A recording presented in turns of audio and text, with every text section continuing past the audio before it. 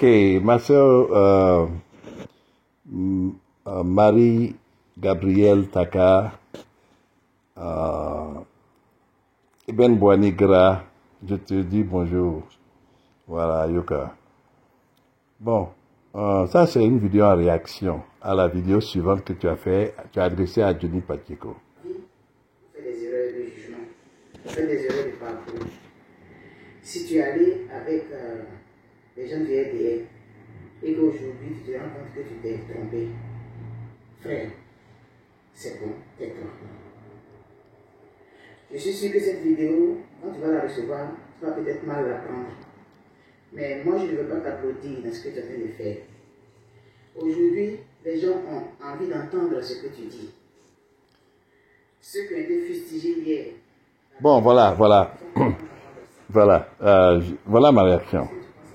Voilà ma réaction. Tu dis que il n'a qu'à se taire parce que, voilà, selon les insinuations que tu as faites, pas insinuation, tu m'excuses, selon, je cherche le mot.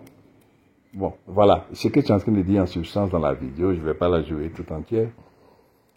Voilà, ce que tu es en train de dire, c'est qu'il n'a qu'à se taire parce que il n'a qu'à penser à sa vie. Voilà, une façon de dire qu'il met sa vie en danger, voilà, en faisant les vidéos pour critiquer la façon dont il le fait, les gens du RDR. Voilà. Là où j'ai un peu un problème avec ta vidéo, et je te dis ça sans vouloir t'offenser. Voilà. Tu es ma soeur, j'ai beaucoup d'admiration pour toi.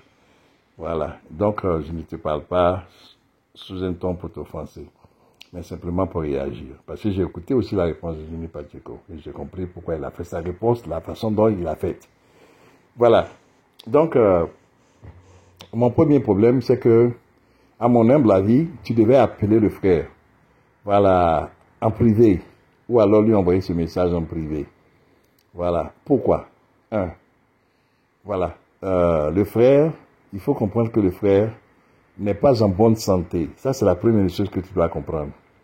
Il n'est pas en bonne santé parce qu'il continue de souffrir des séquelles de l'attaque contre sa personne, voilà, à Paris. Voilà, au moment où il était dans l'opposition contre le régime Ouattara. Voilà. Les gens sont entrés dans une salle, tu sais l'histoire, ils ont poignardé. Plusieurs personnes, ils étaient pas moins, bon, 2, 3, 4, pas 2, pas 3, peut-être 4, 5 ou 6. Voilà, d'après les témoignages de ceux qui étaient présents. Donc, il y avait un grand nombre de personnes qui se sont mis à le poignarder.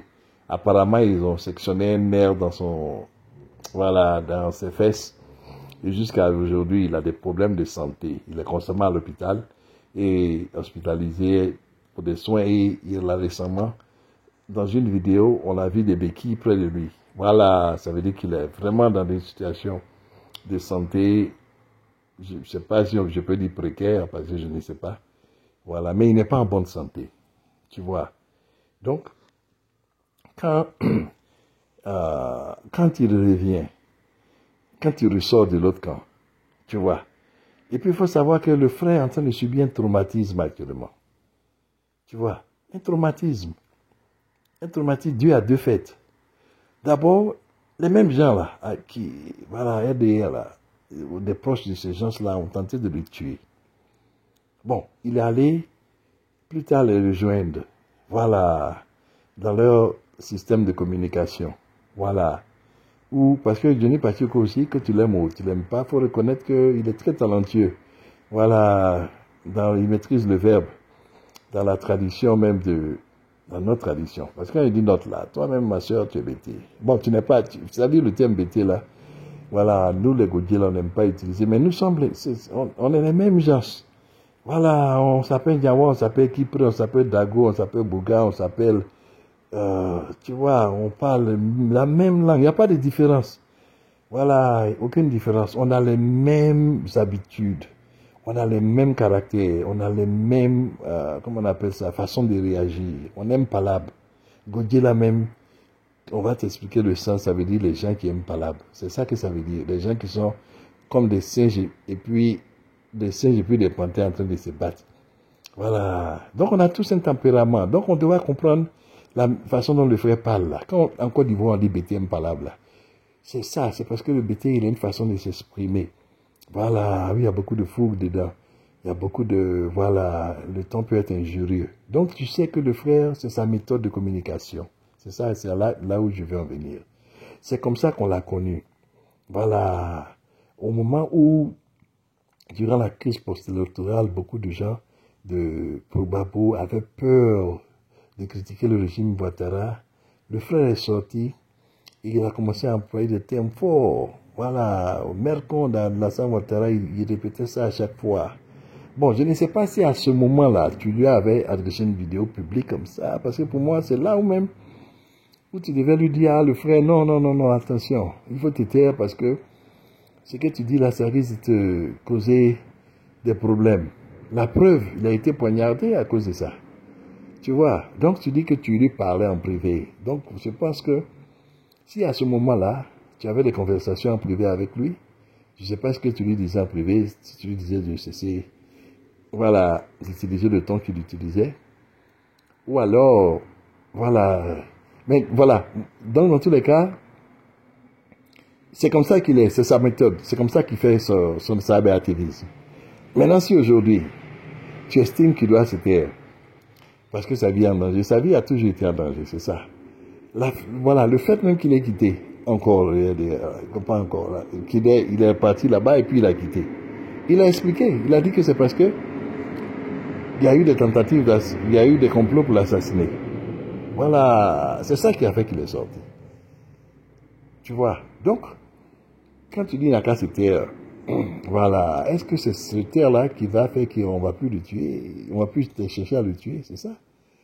Tu vois, donc, mais le problème de se taire aussi, et c'est là où je ne suis pas trop d'accord avec toi, parce que quand il parle là, son intention c'est quoi? C'est de faire l'opposition. Voilà, c'est de faire l'opposition, de dénoncer les abus de pouvoir et puis, voilà, la malversation et tout ce qui se passe, voilà, qui fait qu'il y a une opposition contre le régime d'Abidjan et certains Ivoiriens qui ne veulent pas que ce régime-là continue, font l'opposition pour qu'il y ait un changement aux élections qui viennent en 2025. Donc voilà, lui, il est en train de donner ces raisons pour lesquelles il pense qu'il doit avoir un changement aux élections qui arrivent. Voilà, il ne bat pas campagne pour une chapelle, mais il est en train de défendre, il est en train d'exposer ce qu'il pense que, voilà. Donc maintenant, si sa méthode-là, tu penses que sa méthode-là, ça met sa vie en danger. Moi, je pense qu'il aurait été mieux que tu l'appelles en privé, parce que j'ai donné des raisons. Il n'est pas en bonne santé. Donc la première chose même, des gens qui disent que ils ont du souci pour la vie de Johnny Pacheco, c'est de l'appeler et puis lui dire Yako. Tu vois, essayer de savoir comment il se porte.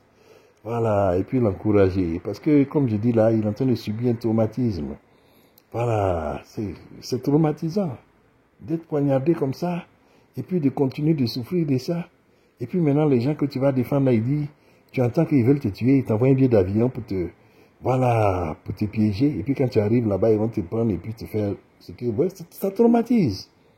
Donc quand tu entends le frère parler comme ça, il faut aussi te mettre à sa place. Voilà, il faut comprendre le traumatisme qu'il est en train de subir et puis les douleurs dans son corps en plus de ça. Tu vois. Et puis bon, quand tu viens, tu lui dis, il faut te taire, tout ça, alors que lui, il a beaucoup sur le cœur, il veut parler parce qu'il se dit que, voilà des gens qui veulent me tuer, il faut que je dise ça à tout le monde, j'expose ceux qui veulent me faire du mal. Comme ça, si jamais ils réussissent, on sait qui m'a fait du mal. Bon, ça, moi, je pense que c'est ça sa logique. Le fait qu'il est en train de dire ça, c'est parce qu'il est tellement troublé par le fait que des gens avec qui il était, voilà, des gens qui étaient en train de défendre, des gens avec qui il pensait qu'ils étaient dans le même camp, c'est ces gens-là qui complotent pour le tuer. Pourquoi? Parce que il a dénoncé, voilà, ce qu'il a pensé de un d'entre eux, Victor Hugo, c'est lui il a dénoncé certaines malversations qui auraient été faites en Côte d'Ivoire. Et puis il pense que tout le système là-bas l'en veut et voulait le faire venir là-bas pour le tuer. Bon, voilà. Donc tu vois un frère qui est traumatisé, qui est en plus en train de souffrir de la tentative des gens qui veulent le tuer encore. Donc tu vois qu'il faut venir vers lui et puis en privé lui dire, ah frère, comment tu vas? Vraiment, je te souhaite bonne guérison. C'est tout. C'est tout ce que Dolly a besoin des gens qui disent qu'ils se soucient de sa vie. Voilà, ces attaques-là, les gens là, tu les attaques et puis demain ils viennent, ils te payent. Les gens qui peuvent payer 1 million après qu'il a fait insulter Mercon et tout cela. Alors, donc il les connaît. Tu vois, il les a fréquentés. Tu vois, s'il veut retourner vers eux là, c'est normalement qu'ils vont, voilà, ils vont le pardonner. Comme ils l'ont déjà fait. Mais s'il dit qu'aujourd'hui, il pense que même s'il retourne vers eux, ils vont lui faire du mal. Donc voilà, l'autre point que je voulais toucher avant de conclure.